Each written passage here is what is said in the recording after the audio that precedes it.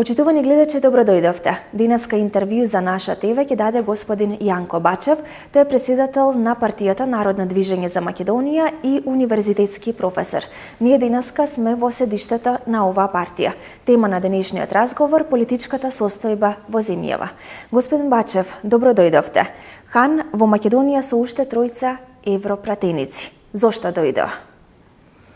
Па, ако јас лично би се прашувал, сметам дека ова посета е непотребна, освен ако овие европските бюрократи не се надеваат дека во последен момент ќе ги скршат македонските официјални представници со цел да ги натераат да ја прифатат албанската платформа, бидејќи формирањето на влада без точно се каже што содржи таа платформа, што е прифатено од неа, од коалицијата што ја најавува Социјалдемократскиот сојуз со неколку албански партии. За мене тука нема дилема, јасно е, не смее да се состави таа влада без да знаеме што е договорено и од тука сега можеби поточно ако прашањето го поставиме во обратна насока, дали нашите политичари денеска ќе одолеат на притисокот што им се спрема од Европската унија. Еве јас се надевам дека ќе успеат во тоа, еве првите сигнали дојдоа, председателот Иванов нема да се сретне со Хан и јасно кажа дека нема што да му каже всушност на таа посета, иако сега тоа дипломатски малку се оправдува со наводно каснење на Иванов од Унгарија. Тоа според мене е така една таа дипломатска игра на зборови. И значи најбитно е денеска Хан да се замени од тука, јасно да му се даде до знаење дека Македонија нема да ја прифати таа платформа и без да се знае што содржи таа, што е договорено, дека ќе нема влада во Македонија. Тие со порака да се почитува демократијата и парламентарното мнозинство велат не подгревајте меѓуетнички тензии. Па, мојот одговор на таквото прашање е дека доколку не дозволиме да се струши државата, таа сите ќе нас затрпа во неа и после јас го поставам прашањето за колку ќе биде таа демократија. Ако дозволиме да дојде до рушење на државата, таа платформа е всушност рушење на Македонија и на македонците и од тука значи над демократијата има нешто побитно, што се вели витални национални државни интереси, односно опстанокот на државата и просперитетот на граѓаните. Дали треба некој да дојде однадвор и да ни реши политичката криза во земјава? Дали е потребна странска помош? Можеби јас лично и Народно движење за Македонија во овие 2 години со бројните наши активности, дали пресови, трибини, соопштенија, можеби најмногу го имаме употребувано таа формулација. Домашна памет, домашно политичко единство, кризата да се решава на домашен терен, бидејќи домашното единство е најсилната брана против секаква закана, дали внатрешна или надворешна, и од тука странците ќе дојдат, ќе се заминат и гледаме во овие 25 години дека проблемите устануваат на нас дома. Затоа Но голем е притисокот од меѓународната заедница, дали партиите ќе попуштат под овој притисок? Овој притисок овие 25 години е голем бидејќи они најдоа тука плодна почва, плодно тло, длабоко раскарани македонските политички партии и од тука тоа они го користат. Доколку ние покажеме едно домашно единство, јас верувам дека Македонија може да одолее на сите тие притисоци бидејќи земјата колку да е мала. Доколку имаме ние тоа домашно единство, не може да се струши цел еден народ, да се уништи цел еден народ. Од тука досега верувам дека нашите актуелни политичари, Груевски и Заев, ако најодговорни за кризата во земјата, ќе влечат полуки од минатото, бидејќи и ќе го постигнат тоа домашно единство кој всушност значи одбрана на земјата. И дали тие ќе решат кризата во Република Македонија, земјите од Европската унија, од меѓународната заедница, дали ќе помогнат? Тие не можат да решат кризата, бидејќи таа криза е наша домашно и ние како знаеме, умееме, мораме да се решиме на домашен терен. Во крајен случај, доколку не успеат политичарите, тогаш останува народот да си ги преземе работите во своји раце и да изнуди решение согласно овие протести сега што ги гледаме за решавање на актуелната криза. Кој е партнер денеска на Република Македонија? Дали Русија е партнер денеска на Република Македонија или Европската унија, земјите од Европската унија? Па Македонија не треба да ја прави таа грешка што почна од 1990 година кога уште тогашното раководство крајот на светот го гледаше до Брисел, до Европската унија. Од тука јас сметам дека светот е многу поширок простор. Ние денеска во Обединетите нации имаме 194 држави и сите тие се потенцијални партнери на Република Македонија. Од тука значи ние треба согласно нашите стратешки интереси да гледаме малку подалеку. Еве сега да кажеме тоа го најави веќе и новоизбраниот председател на Америка Доналд Трамп, кој што јасно кажа дека мора се почитува тој национален концепт на државите во Европа, каде што еве денеска сите устави на сите европски држави ја почитуваат таа референца на мнозинскиот народ со гарантирана положба на сите национални малцинства и од тука се враќа значи тој концепт на засилување на тоа национално значење на државите и од тука сметам дека Македонија водена од своите интереси треба да гледа малку пошироко, а што спомнате за Русија, Русија е наш дури сметам дека треба да дојде на исто ниво како нашите односи со Европската унија, да биде наш стратешки партнер, бидејќи еве гледаме дека Русија воопшто не ја загрозува, не го загрозува нашиот идентитет, бидејќи знаеме дека признати сме под уставното име и не го доведува во прашање нашиот национален идентитет. Еве денови гледаме дека нивните дипломатски активности кажуваат дека бараат сами да се ја решаваме кризата и бараат да престане тоа мешање во внатрешните работи на Европската унија, а тоа тука да појаснам за јавноста дека тоа мешање што го гледаме, се е тоа од личности во моментот во Европската унија кои што се подрекна контрола на Сорос, фондацијата. Партијата НДМ излезе со официјален став дека НАТО преку својата членка Албанија се заканува со војна во Македонија, не само Албанија, туку и Косово преку сеалбанската платформа. Што во овој случај треба да превзема нашата земја, Република Македонија? Па овие изјавите што ги дадоа албанскиот премиер Еди Рама и косовскиот претседател Хашим Тачи преку своите Facebook страници, преведено на обичен јазик, значи закана со војна, бидејќи тие јасно кажа дека Македонија нема да постои доколку не ја прифати. Што вие мислите за платформата? Ќе се спроведе и кога ќе се спроведе? Дали е возможно да се спроведе? Па само во контекст на ова уште само да кажам дека зошто сметам дека Албанија ја објави војна на Македонија, бидејќи со Северноатлантскиот договор од 1949 година со кој е создаден НАТО сојузот, кога една членка земја е во војна состојба или под закана со војна, тогаш е во војна целиот сојуз. Од тука сега Албанија бидејќи е членка на НАТО сојузот, објавата на војна од Албанија значи објава од самиот НАТО сојуз. Од тука Македонија значи можеби првичното време е да го информира Советот за безбедност на Обединетите нации, бидејќи Советот за безбедност е единствениот орган кој што според повелбата на Обединетите нации се грижи за меѓународниот мир и безбедноста. А дали е справедлива што рековте ова албанската платформа, тоа сега ќе остане дали народот тоа ќе го дозволи, бидејќи веќе јасно е дека нашите две поголеми политички партии ВМРО, ДПМНЕ и СДСМ не сакат да седнат и да го постигнат тоа единство, сега останува значи само народот дали тоа ќе дозволи да се примине. Јас верувам дека народот тоа нема да го дозволи. И кое е решението за албанското прашање во Македонија? Па албанското прашање во Македонија е веќе решено. И дури можеби повеќе отколку што предвидуваат тие меѓународни документи кои што се донесени токму од Европската унија, од Обединетите нации за гаранција на малцинските права во една земја. Тука јас сакам да спомнам еден многу битен момент зашто не се експлоатира во јавноста 2001 година, кога заврши војната, кога беше склучен рамковниот договор, има тоа сега што го зборуваме и дури запишено во еден аналитички документ на Министерството за внатрешни работи, на тогашното прашање на тогашниот премиер Лјупчо Гергиевски до олеснувачи Леотари Пердју и до албанските представници, сега покојните Арбен Джефери и Имер Имери, дали е тука крајот на барањето на албанците. Децидно е запишено дека тука е крајот. Со рамковниот договор во 2001 година тука е крајот на сите барања за некакви права на албанците. Од сега гледаме од никаде не е испровоцирано, излегуваат нови барања. Да, тука е барањето за двојазичност, барањето за промена на име, знаме, грб. Што тоа значи ако овие барања им се дадат на албанците? Што ќе значи тоа за Македонија? Дали е тоа крај на Република Македонија и што ќе биде со нашиот идентитет? Тоа прво става непријатен впечаток кај нас македонците, бидејќи веќе јасно е дека ние не можеме ја губиме довербата до нашите сограѓани албанци, бидејќи како што кажав, 2001 година нивните представници јасно кажа дека е тука некаде крајот на тие албански барања. Од тука Македонија многу се заложи во промоција на се албанските барања во регионот. Јас да ве потсетам, ние 2099 година во пролета тогашниот председател Киро Глигоров истакна дека Македонија има капацитет да прими 30.000 бегалци од Косово. Ние примивме 360.000 бегалци, значи 10 пат кратно повеќе и потрошивме како држава околу 1 милиарда тогашни германски марки за згрижување на тие албански бегалци. Од друга страна, само после 2 години во 2001 година албанците на таквата благодарност не вратија со војна.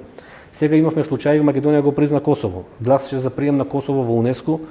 Тоа е една организација која што меѓународна организација специјализирана на Обединетите нации која се грижи за заштита на културното наследство, иако во Косово се срушени сите назначаени српски манастири и цркви, значи гласавме за прием на Косово, го признавме Косово, еве сега гледаме пак ни враќаат со некаква албанска платформа за рушење на Македонија.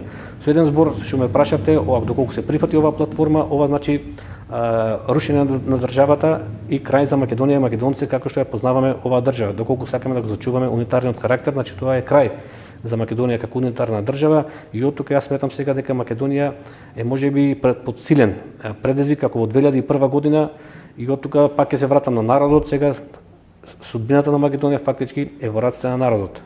Анкетата на ИПИС вели дека над 80% од граѓаните во Република Македонија се против двојазичноста. Па, видите вака се, во теоријата тоа е јасно. Покрај територијална има и јазична федерација. Значи и јазична и двојазичната е елемент на федерација, на федеративен облик на уредување на државата и доколку се прифати двојазичност на целата територија на земјата, доколку се прифати промена на грб, знаме, химна, парите, униформите на полицијата, на армијата, тогаш тоа е неспорно дека веќе станува збор, тоа е елемент, конститутивен елемент на федерален облик на државно уредување на земјата. Вие барате од обвинителот Зврлевски да предложи забрана за ДУИ, БЕСА и за Алијансата на албанците. Зошто? Па ние тоа го побаравме не поради некоја така наша лична нетрпеливост према тие албански партии, него побаравме доследно да се почитува законот. А во законот за политичките партии има една одредба, мислам дека беше член 33 кој кажува дека обвинителот може да поднесе предлог за забрана на политичка партија која што презема активности спротивно на уставот на земјата.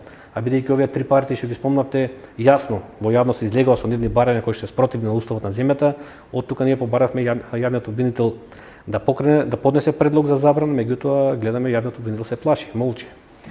Многумина аналитичари пишуваат, зборуваат јавно на многу емисии дека албанците, поголемиот дел од албанците, сонуваат за голема Албанија во која ќе биде опфатена и Западна Македонија. Па јас го делам тоа мислење, бидејќи прави грешка секој во оваа држава, посебно кај нашиот државен врв, доколку смета дека сите тие поранешни учесници на УЧК или на она кои што сега се распоредени по државните институции кои што добија функционерски места, јас мислам дека прави грешка секој кој мисли дека таквите функционерски привилегии ќе придонесат да ги заборават тие сеништа за таа голема албанска држава во која што влегуваат и делови од Македонија. Од тука, значи, еве со најновата платформа тоа се потврдува на дело, значи ние веќе треба кај нас да се појави една сериозна загриженост за искреноста на нашите албанци сограѓани дека сакаат да живеат во оваа држава, во унитарна Македонија, бидејќи сите овие активности кажуваат обратно, дека тие соништа за голема Албанија не се заборавени и од тука, значи, Македонија треба да го има предвид овој факт. Кој е ставот на НДМ за фалсификуваниот попис во 2002 година? Па ние Зошто Катица Јанева го крие овој кривичен предмет? Па пред да одговорам на ова само една кратка хронологија, ние уште 2009 година поднесовме кривична пријава за фалсификување на пописот во 2002 година до Државното обвинителство на Република Македонија.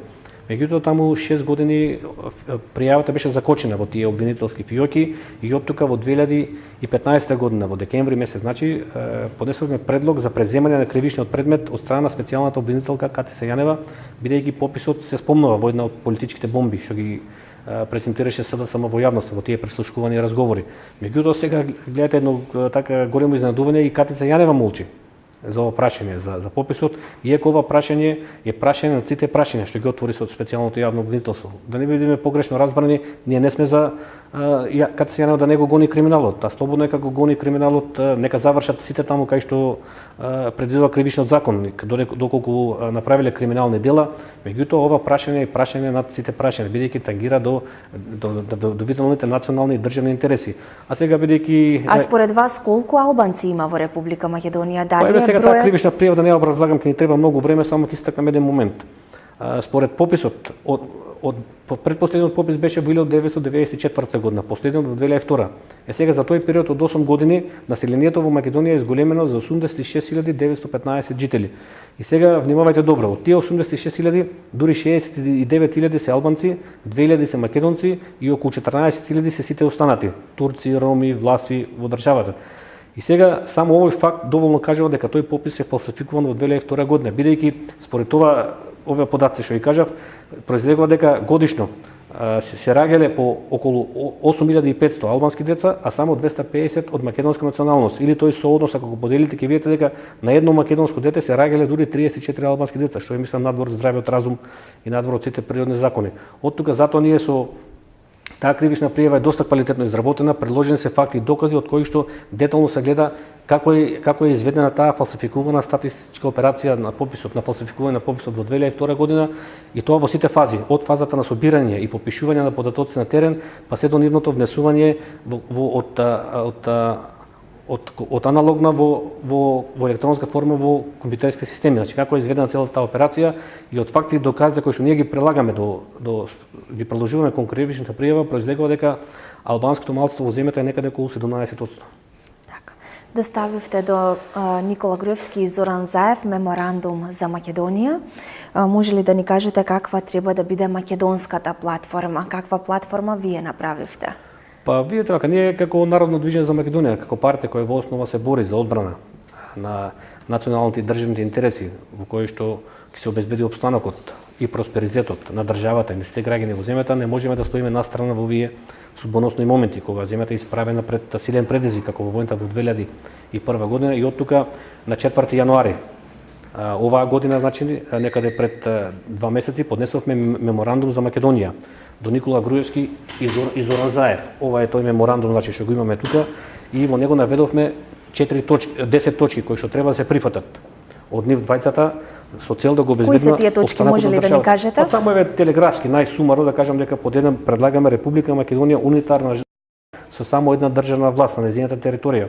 По два, државна територија е неделива, неотугива и без можност за нејзино дезинтегрирање во федерални единки или територијална автономија. Во Република Македонија службен јазик е македонскиот јазик и кирилското писмо. По 4, неменување на името Република Македонија. По 5, евроатлантска интеграција, но не по секоја цена. 6, развој заснова на домашна памет и домашно единство, како најсилна брана против секаква внатрешна и надворешна закана. Под 7, Македонија национална држава со гарантирани права на сите нејзини граѓани според меѓународното право. Под 8, спроведување на попис. Во овој контекст спомнав за нашата кривична пријава, поднесена до обвинителството. И под 9 и 10 имаме две условно кажани економски мерки. Економска еднаквост, која подразбира еднакво полнење на буџетот од сите македонски граѓани, без оглед на националната припадност и без оглед во кој дел на земјата живеат. Ова е многу битно, бидејќи поразително се податоците од управата за јавни приходи, каде што наплата на даноци во Тетовскиот регион е катастрофална, а таму знаеме во Тетовскиот регион 70% од населението е од албанска националност. И 10, ревизија од земање на украденото во криминалната, нечестната и неправедната приватизација со која е извршен грабеж на општествениот имот, кој 50 години наназад го создава сите работни луѓе во социјализмот, и во овој контекст уште ревизија и од земање на украденото и во пост-приватизациониот период, значи до денешно време се што е направено криминал, значи во тие приватизации да биде одземено. Со овие 10 точки сметаме дека го осигуруваме опстанокот на земјата и просперитетот на граѓаните, и од тука сега вчерашната иницијатива на Никола Груевски за носење на еден ваков документ ја сметам за условно кажано излишна, бидејќи експресно стигна одговорот од СДСМ дека нема да прифати документот ВМРО ДПМН, што мисла да го предлагат, и од тука јас ги повикам еве во оваа прилика двајцата, еве им таков документ, меморандум за Македонија, бидејќи Груевски вчера рече дека ќе приложи документ за зачевување на унитарноста на државата и ќе им го поднесе на сите партии на подпишување и на прифаќање. Од тука сметам дека овој документ дава доволна основа да се обезбеди тоа што го предлага од ВМРО ДПМН, и еве, значи, нека го прифатат, бидејќи овој документ на 4 јануари лично им е даден на Груевски и на Заев. За одлуката на председателот Ѓорѓе Иванов, иако имаше многу реакции од многу представници, европски представници, од Могерини, од Европската заедница, со барање за председателот Иванов да му го даде мандатот на Зоран Заев, тој со непроменет став. Дали правилно постапи, неправилно постапи, што мислите вие за одлуката на председателот, и дали оваа негова одлука на председателот Ѓорѓе Иванов може да ја одвлече нашата земја во граѓанска војна? Па вака се, ова недоделувањето на мандатот Иванов во јавноста гледаме, во стручната јавност се толкува двосмислено. Експертите, така условно кажам, на ВМРО ДПМН си го толкуваат во своја корист. Експертите на СДСМ го толкуваат тоа како неуставен чин. Јас мое мислење и според вас уставен е, неуставен е, правилно постапи? Според едно моје толкување, бидејќи мора тука да се даде едно толкување, уставот има доста недоречености, доста нејасноти околу мандатот на доделување на мандатот. сега ако јас моje лично мислење дека во овој случај треба уставот да се толку интегрално. Значи целосно, бидејќи сега точно дека во уставот има една одредба, член 90 која кажува дека председателот треба да го додели мандатот на партијата или партиите кои што имаат мнозинство во собранието, и според овој основ, значи Иванов треба да го додели мандатот на Заев. Арно подоле во уставот има уште една одредба во која се вели дека председателот е должен и има обврска да го штити уставниот поредок на земјата. Според овој основ пак не е обврзан да му го додели мандатот на Иванов, и од тука во јавноста не гледаме експертско мислење што во случај кога имаме две уставни одредби кои што имаат иста уставно правна тежина. Едната вели дека треба да се додели, едната пак го врзува Иванов да го штити уставниот поредок. И од тука сметам дека сега Иванов е председател на државата и го прекрши ли уставот Иванов според вас или не го прекрши? Според мене не го дали треба да се даде оставка председателот Иванов? Не го прекршува во кој случај. Се додека Заев не излезе и јавно не го обелодени документот што го има подпишано со ДУИ за коалиција, до тој момент сметам дека Иванов е на линија на уставот. А доколку, бидејќи сега имаме една ситуација во која што ВМРО-ДПМН секојдневно излегува и вели дека Заев се договорил за двојазичност, за промена на парите, знамето, грбот, химната, униформите. Од друга страна излегува СДСМ и вели дека тоа воопшто не е точно и ВМРО лаже. Од тука сега за да видиме кој лаже, кој манипулира со јавноста, дали Груевски или Заев, најдобро е, еве ги повикуваме и во овој и од оваа емисија, Заев да излезе во јавноста и јавно да го покаже договорот со ДУИ. Ако е стварно дека во тој договор нема да се менуваат знаме, грб, химна, двојазичност, тогаш сите ќе му посакаме успех во новата влада на СДСМ и Заев нека се ја состави владата. Меѓутоа, доколку има такви елементи во тој договор со ДУИ, тогаш ќе му порачаме дека Македонија со сите насилни и ненасилни средства ќе ја брани државата, бидејќи со тие елементи, како што кажавме, се руши државата. Од тука, значи, сега клучниот момент е тој договор да се даде на увид на јавноста. И затоа сега јас сметам дека Иванов досега не го крши уставот, бидејќи како председател има обврска да го штити уставниот поредок. Дотолку повеќе што он го назначува директорот на Агенцијата за разузнавање. Можеби он има разузнавачки информации дека во тој документ се наведени елементи кај што со кој што се руши уставниот поредок. И од тука, значи, сега се врти околу тој фамозен коалициски договор на СДСМ со албанските партии. Нека го покажат во јавноста и од тука ќе видиме каква е ситуацијата. Многу медиуми деновиве пишува дека Заев и СДСМ му подготвуваат нов пеколен план на македонскиот народ. Какви се според вас задните намери и што се е спремен да продава Зоран Заев? Па еве сега пак ќе повторам, се врти веќе околу таа фамозна платформа и околу тој фамозен коалициски договор што го постигна Зоран Заев со албанските партии. Значи сега бидејќи во услови кога ние ги немаме тие елементи, а од друга страна сега што се води таа перфидна игра, мислам, тоа се детски игри сега кога Заев излегува и кажува немам ништо договорено, дајте ми го мандатот да ја формирам владата. Мислам, сега ветувањето во политиката видовме во 25 години не вредат ништо. Значи сега на Жими мајка го бара мандатот, дајте ми го, а од после пак може да излезе во таа влада да спроведат се што е договорено со таа албанска платформа. Од тука значи јас пак ќе потенцирам, треба да се даде на увид договорот коалициски пред да се формира владата. А сега доколку тоа не се случи, сега каква ќе биде идните настани, тие само може да бидат загрижувачки, бидејќи најлошата варијанта е ако дојдеме до таа братоубиствена македонска војна. Јас мислам дека до тоа... Очекувате ли некој сценарио како во 2001 како диво населје, доколку се прифати се албанската платформа, со цел да се инсталира Зоран Заев на премиерското столче? Па видете сега, кога спомнав веќе диво населје, тука оваа криза има една хронологија. Ако се сеќавате пред 2,5 години ДУИ нарача преку Питер Фейт изработка една платформа, една анализа на рамковниот договор. И ако видите таа анализа, тогаш ќе видите дека сите елементи во таа анализа се всушност сега вметнати во албанската платформа. Меѓутоа тогаш македонската власт тоа не го дозволи. Откако тоа не го дозволи, тој се некој го нарекува сценарист, некој го нарекуваат чадорот. Јас во моите настави го нарекувам ѕверот. Значи, кога не успеа со таа анализа преку ДУИ да ја протне во јавноста, тогаш ѕверот го измисли диво населје во Куманово. И откога македонските безбедносни сили и тоа го спречија, ѕверот виде во својата анализа дека тоа не може својата политика на рушење на Македонија да ја спроведе преку албанска партија. И тогаш тргна преку македонска партија. И преку македонска партија сега гледаме дека тоа дава опипливи резултати. На изборите на 11 декември на Социјалдемократскиот сојуз му беа купени многу гласови од албанската страна, беа потрошени големи финансиски средства и сега значи тоа сценарио се тера преку македонска партија, бидејќи преку албански партии не успеа да го спроведат и сега Тоа веќе дава некои опипливи резултати, бидејќи Социјалдемократскиот сојуз себе преговара за таа сеалбанска платформа, најавува прифаќање некои решенија и од тога пак се вртиме околу народот. Најлошата варијанта ќе биде за народот доколку Иванов не го додели мандатот, а овие се охрабрат, се осмелат да направат влада без мандат, бидејќи Возможно ли е тоа да го направат? Па тоа нема да биде не е возможно во една процедура која што е предвидел уставот, бидејќи во таков случај собранието најверојатно ќе биде блокирано. Нема да бидат пуштени пратениците на таа седница да го гласат. Да ја гласа таа влада, сега ВМРО ДПМН тука има силни адути. Го има председателот Иванов, го има уставниот суд кај што го контролира и што е најбитно ја има полицијата.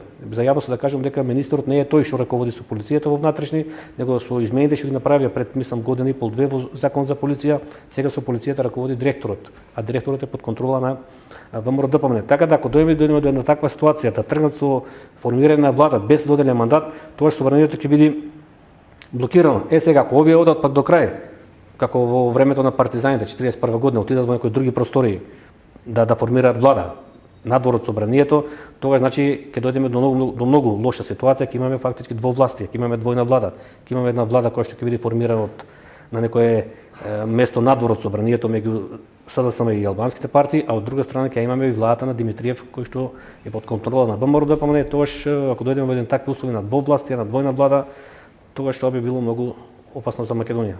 Што треба ЗАЕФ да им испорача на странските разузнавачки служби откако ќе дојде на власт, ако дојде на власт?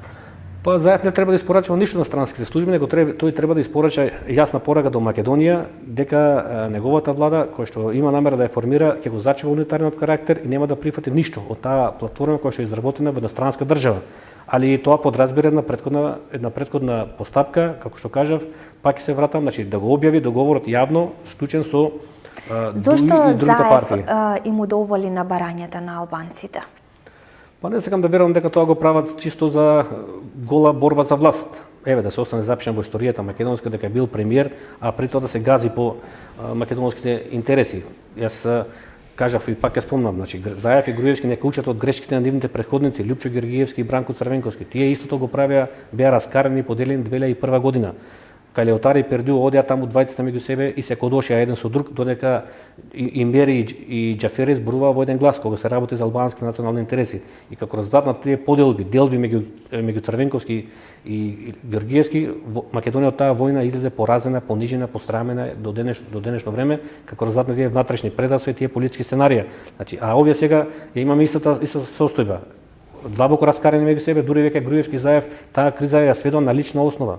Значи толку веќе меѓу себе донесува да кажам да нема избор, бидејќи двајцата се закануваат дека кој ќе биде на власт ќе го затвори другиот, бидејќи во Македонија сега веќе има една таква практика кој губи избори да оди во затвор.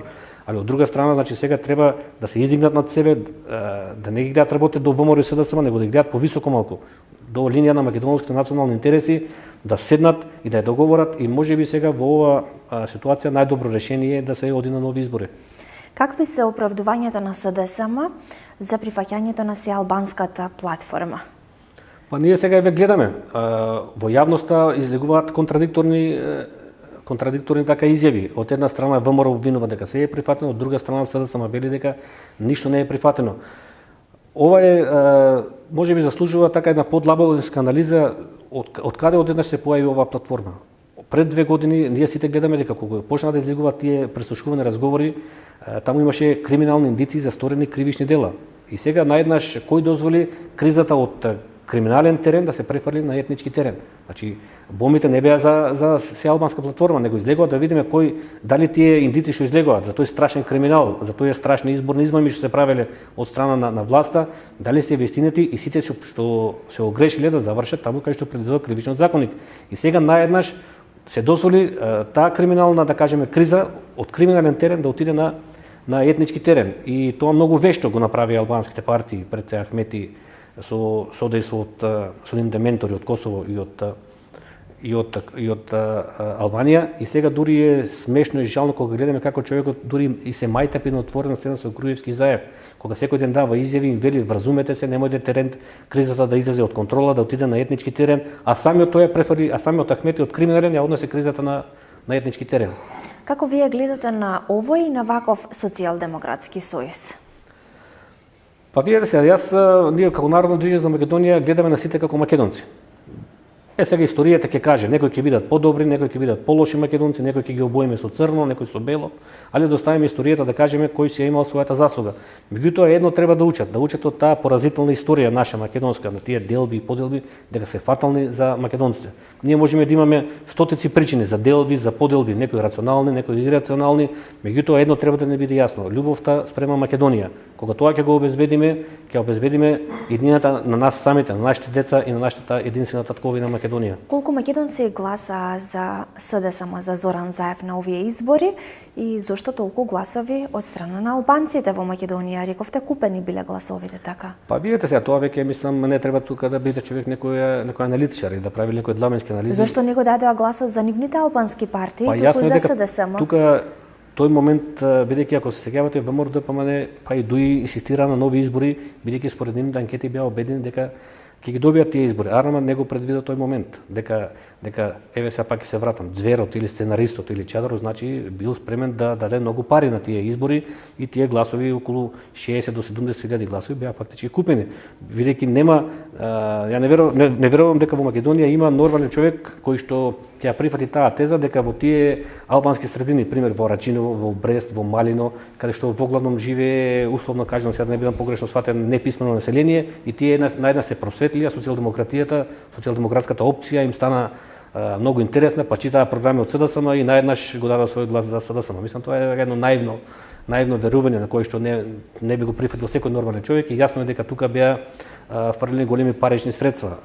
И од тука сега можеби држат тие некои така информации што ги даваат сега дека треба повратно да се вратат, да се испорачат барем кои што ќе одговараат на тие сценарија, али како и да е, тие сценарија како што кажав се многу опасни, лоши за Македонија, бидејќи сега на дело веќе не се тоа обични политички игри или да кажеме спротивставени мислења, него тука веќе на дело е судбината на државата и затоа мора се брани по секоја цена. И јас жалам што ваквите патриотски ставови кои што доаѓаат од многу личности, дали од помали партии, дали од интелектуалци, сите ги веднаш ги налепуваат на ВМРО-ДПМН. Со тоа СДСМ фактички само и прави услуга на ВМРО-ДПМН, промовирајќи како единствена патриотска партија. Тоа не е точно, бидејќи човек може да размисла патриотски да и ако не е во ВМРО-ДПМН, и ако е во друга партија или ако не е во друга партија, бидејќи јасно е дека оваа платформа е опасна за Македонија. Според вас какво е влијанието на Сорос и дали Сорос ни ја испише историјата? Па Сорос е тука веќе 25 години и е вграден во нашата македонска историја. Дури можам да кажам дека сега ние сме во една така парадоксална ситуација, кога гледаме дека Сорос е поразен во неговата матична држава, во Америка.